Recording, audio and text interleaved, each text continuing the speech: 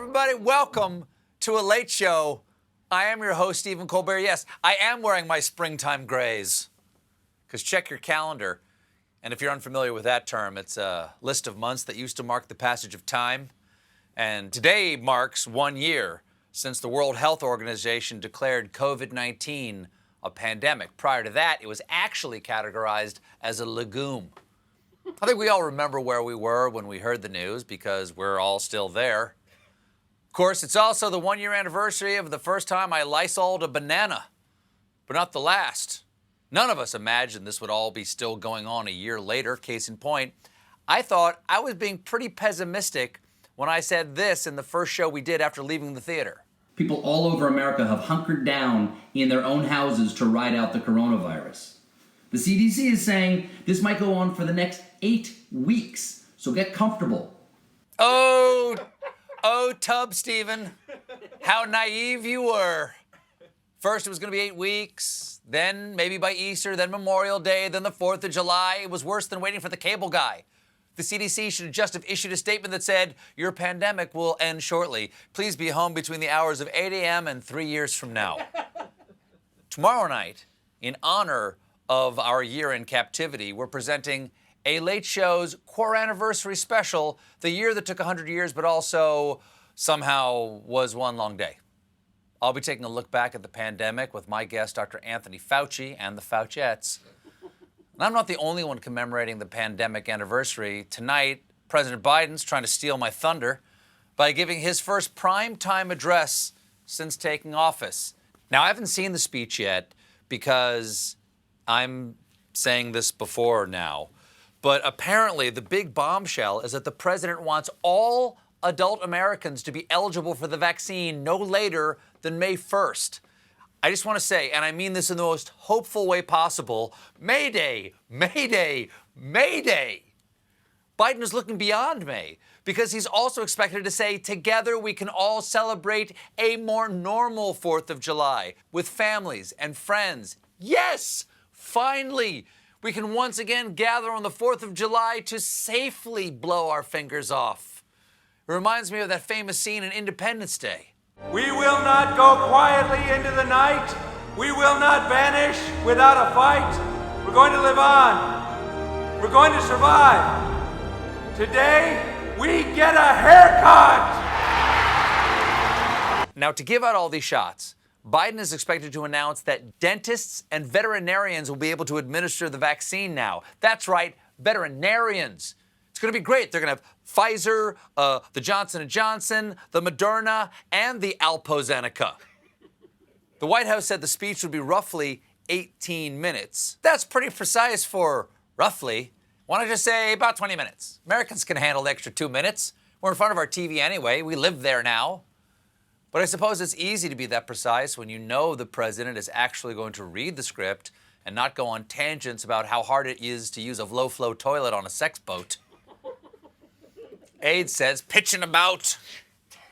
Aide said that the speech would pay tribute to the sacrifices Americans have made during the pandemic while previewing a coming return to some sense of normalcy. Okay, that sounds nice, but what the hell constitutes normalcy? Even before the COVID, there was systemic racism, global warming, half of us heard Yanni, the other half of us heard Laurel. The world is chaos.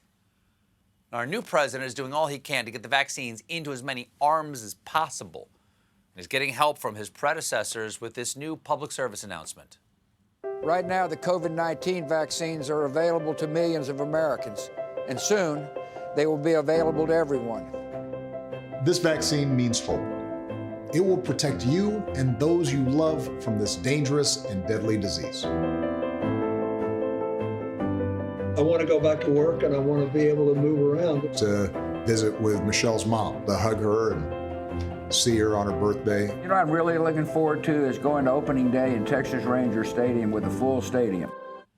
That's really lovely. I think it's great the former presidents can come together and do that ad for all of us. But kind of interesting that W chose the baseball game. You losers, who cares about work or hugging your mother? I want to go to a baseball game so I can get a complimentary child-sized cowboy hat filled with ice cream and hot fudge. First, you eat the ice cream out of the cowboy hat, then you get to take the cowboy hat home. I put my little cowboy hat on a bobblehead that will act as a sort of scarecrow to frighten off the mice who try to eat the remaining hot fudge from the cowboy hat. Didn't clean it out. And if I'm among the first 15,000 to Ranger Stadium, I also get a miniature souvenir Louisville Slugger that I can bop the mice on the head with. Okay, it's a WMD, weapon of mouse destruction. Bop, bop. Here comes the field. Bop, hop through the bopping all field bus. Bop, bop, bop, bop.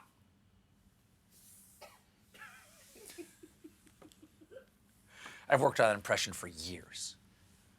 But there's someone we're not missing from this PSA because the ad features George W. Bush, Barack Obama, Bill Clinton, even Jimmy Carter, but there's no sign of the last guy. Maybe his invite got lost in the mail because he destroyed the Postal Service. Old 45 was left out of the POTUS PSA party, but he did put out his own statement about the vaccine. I hope that everyone remembers when they're getting the COVID-19, often referred to as the China virus, vaccine, that if I wasn't president, you wouldn't be getting that beautiful shot for 5 years at best, and probably wouldn't be getting it at all. I hope everyone remembers. First of all, that's unbelievably sad. Second, pathetic. Third, how did we even find out about this statement? He can't tweet this stuff. Did he just print it out and staple it to telephone poles around Palm Beach? He might as well have just released ex-pres will take credit and teach you guitar. We banned him from Twitter. Can we ban him from paper? Is that possible? One Chinese entrepreneur is doing everything he can to make sure the world never forgets our former president because he's selling a statue of him posed like the Buddha. Now, you might say he's nothing like the Buddha, but after 4 years, he did convince me that life is suffering. The statue depicts the former president, hands folded in his lap, thumbs pointing outward, a pose from Buddhist art that signifies meditation and contemplation. While in real life, it's a pose that signifies he's got his hands near his crotch. Get out of there! One thing the sculptor did get right is the attire. Our former president is famous for how good he looks in a bathrobe. Oh, today, President Biden signed his COVID relief bill that gives millions of Americans $1,400 checks. And according to the White House press secretary, Jen Psaki, people could start seeing that sweet cash very soon. Since the Treasury Department of Treasury, and the IRS are working hard to get relief payments out the door as fast as possible to the American people, people can expect to start seeing direct deposits hit their bank accounts as early as this weekend. So Americans, don't worry. You're going to have your bail money in time for St. Patrick's Day. This plan is wildly popular, by the way, supported by 75% of Americans. Nothing is popular with 75% of Americans other than melted cheese, Tom Hanks, and melted cheese on Tom Hanks. And the enormous popularity of this bill is a little problem for the GOP because it received zero Republican support. It's the worst political decision since the Whigs opposed the Ice Cream and Orgasms Act of 1824. Ice cream, you scream, also ice cream. But just because you fight like hell to stop something doesn't mean you can't take credit for it. Just ask Mississippi Senator and man remembering where he left his teeth, Roger Wicker, hours after the bill he again opposed passed. Wicker tweeted, independent restaurant operators have won $28.6 billion worth of targeted relief. This funding will ensure small businesses can survive the pandemic by helping to adapt their operations and keep their employees on the payroll. And reporters called him on his crap. Wicker fired back, one good provision in a $1.9 trillion bill doesn't mean I have to vote for the whole thing. Counterpoint, yes it does. You can't have the part of the bill you like unless you vote for the rest of it. That's why you don't hear this at a wedding. Do you promise to take this woman as your lawfully wedded wife, for richer or poorer, in sickness and in health, till death do you part? I'll take richer and health, please. Finally, in international news, there's a hot new clip from a sports broadcast on ESPN Colombia, my favorite of all the sports channels I don't watch. Now, before you see this, I need to prepare you by introducing our beloved segment. Keep in mind, everyone's fine. I'm okay. Here's what happened. On Tuesday night, an entire wall came crashing down on journalist Carlos Orduz during the soccer show ESPN FC Radio. Now I'm going to show you footage of the show, but keep in mind, everyone's fine. So here's the show, just some regular soccer reporting. Orduz is on the left, right there, seated to the far left at the desk. And, oh my God! Whoa! Again, Orduz is fine. And on the upside, he can now enter any room he wants just by sliding underneath the door. The best part is what happens after Orduz gets hit. Check out how the host of the show reacts. Cuando todo el mundo... Ay, no. No, tranquilo. Me reventé. Tranquilo. Bueno, vamos a hacer una pequeña pausa. Ya regresamos. That is professionalism, folks. Something that all of us in the industry can aspire to. Mark, Chris, I want you to know, if this ceiling fell in right now and crushed either one of you, I would not blink. Let's dig into this story a little bit more. For more, we turn to my writer, Felipe Torres Medina, who is actually from Colombia. Hi, Felipe. Hi, Steve. Okay, so that reaction was amazing. Does this kind of thing happen a lot in Colombian sports reporting?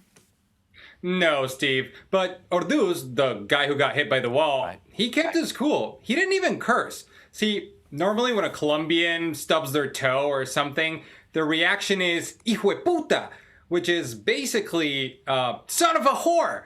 But Orduz said hijo de madre, which means son of a mother. Okay, so he kept it PG. Technically, PG. Okay. And just to be clear, Orduz is perfectly fine, right? Absolutely, Stephen. Not a scratch. He's doing... Mother duckling! We got a great show for you tonight. I'll be talking to Billy Crystal and Aaron Paul, but when we come back, meanwhile, stick around.